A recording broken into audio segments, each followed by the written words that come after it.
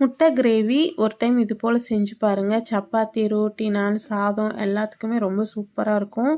இது செய்கிறதுக்கு ஒரு கடாயில் 2 டேபிள் ஸ்பூன் எண்ணெய் ஊற்றிட்டு 2 பெரிய வெங்காயம் பொடியாக கட் பண்ணி சேர்த்துட்டு நல்லா ப்ரௌனாக வதக்கிக்கோங்க. இது கூட ஒரு 4 தக்காளி, ஒரு 5 முந்திரி பருப்பு சேர்த்து அரைச்சிக்கோங்க.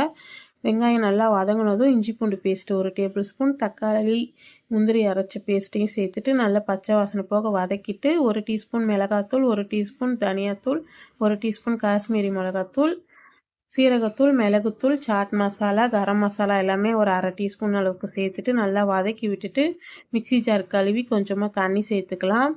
தண்ணி சேர்த்துட்டு இந்த டைமில் உப்பு சேர்த்துக்கோங்க.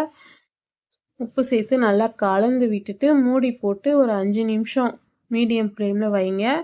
கிரேவி நல்லா கொதித்து வந்ததும் நான் வந்து ஒரு 5 முட்டை எடுத்து வச்சுருக்கேன். அதை ஒவ்வொன்றா இந்த மாதிரி உடச்சி சேர்த்துக்கலாம். கொஞ்சம் எட்ட சேர்த்துக்கோங்க.